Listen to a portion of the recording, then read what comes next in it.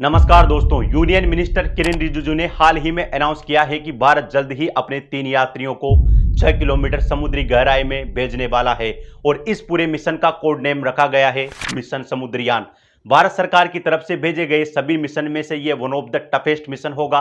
और ऐसा मैं क्यों कह रहा हूं, क्योंकि जून 2023 में अटलांटिक महासागर में टाइटैनिक जहाज का मलबा दिखाने गए एक शिप टाइटन 4000 मीटर की गहराई में जाकर के ब्लास्ट हो जाता है, जबकि यह पूरा मिशन 6000 मीटर तक की गहराई में जाएगा।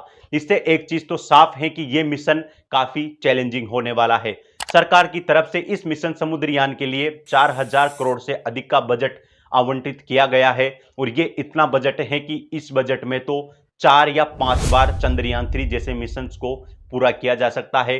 और बजट देखकर ही आप इस मिशन की इंपॉर्टेंस का आइडिया लगा सकते हैं। भारत अभी तक सिर्फ आसमान की तरफ मिशन लॉन्च करता आया है, लेकिन ऐसा पहली बार होगा कि भारत सरकार समुद्र की अनंत गहराइयों में मिशन लॉन्च करेगी।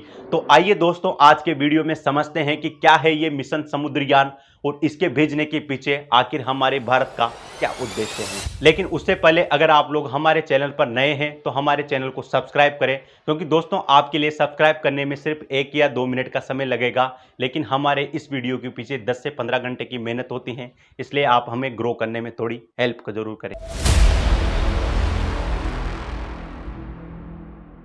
दोस्तों, ये भारत का अपनी तरह का पहला मिशन होगा। ऐसा पहली बार होगा कि भारत 3 समुद्री यात्रियों को एक सबमर्सिबल के जरिए 6000 मीटर की गहराई में समुद्र में भेजेगा। और इस पूरे मिशन के दौरान हमें समुद्र से रिलेटेड कई सारे इंटरेस्टिंग फैक्ट्स जानने को मिलेंगे। और इस मिशन को कंप्लीट करने के लिए पनडुब्बी मत्स्य 6000 का इस्तेमाल किया जाएगा, जिसको बनाया है चेन्नई स्थित Indian institute of ocean technology ने। इस मिशन में 3 समुद्री यात्रियों को समुद्र की अनंत गहराइयों में भेजा जाना है, जहां पर प्रेशर बहुत ज्यादा होता है। और इसका एग्जाम्पल देखने को मिला हमें जून 2023 में, जब अटलांटिक महासागर में टाइटैनिक जहाज का मलबा दिखाने गए एक टाइटन शिप 4000 मीटर की गहराई में जाकर के ब्लास्ट हो जाता है और इसमें स्थित 4 यात्री मारे जाते हैं। तो ये इंसिडेंट भी हमारे सामने है। इसलिए जो सबमर्सिबल मत्स्य 6000 हम भेज रहे हैं, तो उसमें सेफ्टी का ध्यान रखना काफी इंपॉर्टेंट हो जाता है। दोस्तों, मत्स्य 6000 एक 9 मीटर लंबी और 4 मीटर चौड़ी पनडुब्बी है,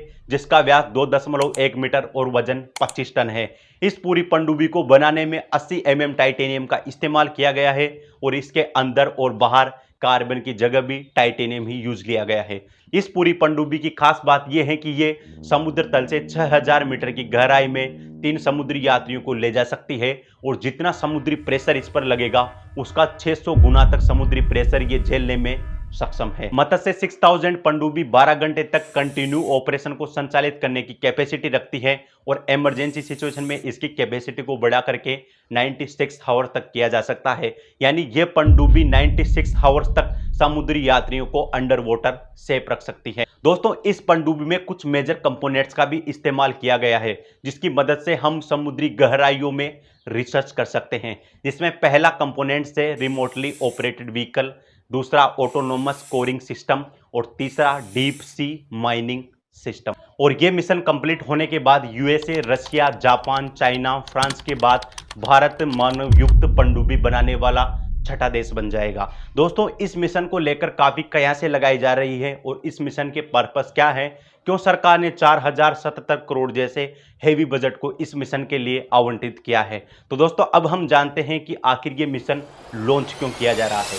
दोस्तों, इस मिशन का पहला उद्देश्य है समुद्री इकोसिस्टम को जानना। और ये जानना क्यों महत्वपूर्ण है, क्योंकि समुद्र और महासागर डायरेक्ट कनेक्ट होते हैं ब्लू इकोनॉमी से। ब्लू इकोनॉमी का मतलब है कि समुद्री पारिस्थितिक तंत्र को नुकसान पहुंचाए बिना समुद्र के संसाधनों का आर्थिक विकास में उपयोग कर लेना ब्लू इकोनॉमी होता है। क्योंकि आपको पता होगा कि विश्व व्यापार 80% समुद्री माध्यम से होता है और 40% पॉपुलेशन वर्ल्ड की समुद्री क्षेत्र यानी तटीय क्षेत्रों के आसपास रहती है।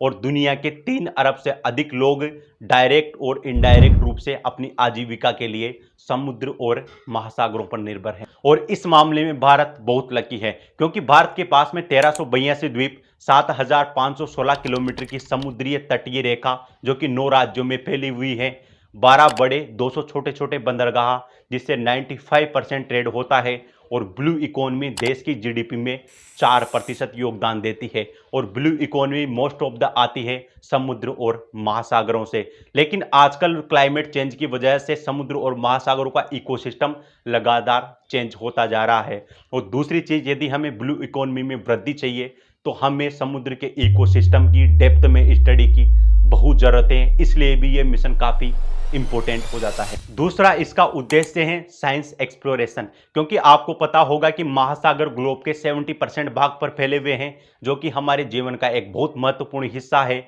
लेकिन महासागरों के डीप में 95% चीजें ऐसी है जिनके बारे में हमें कोई जानकारी नहीं है। और सेकंड, भारत की 30% से अधिक पॉपुलेशन समुद्री तटीय इलाकों के आसपास रहती है।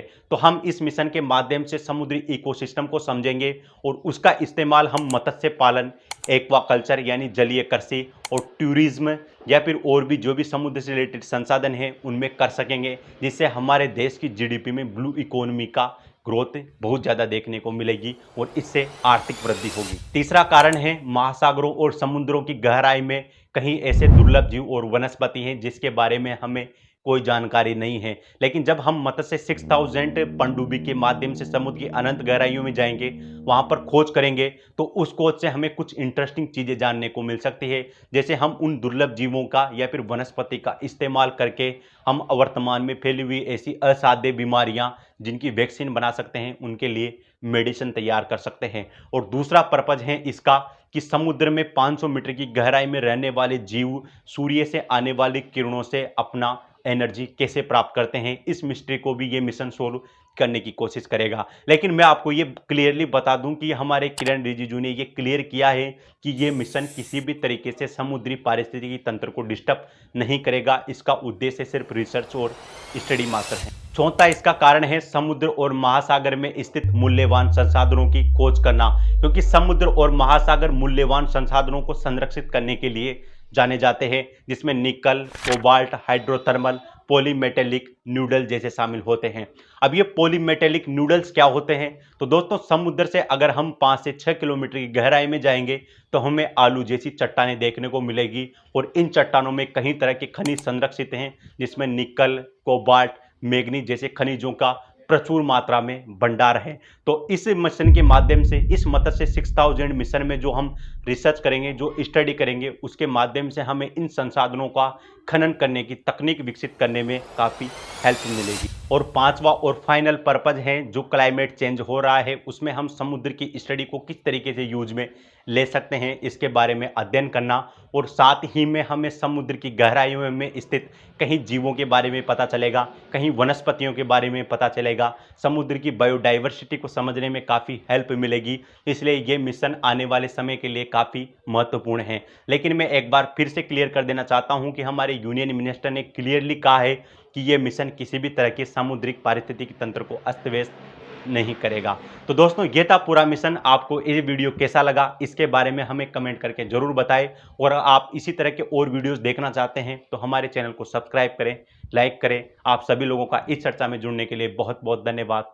Thank you.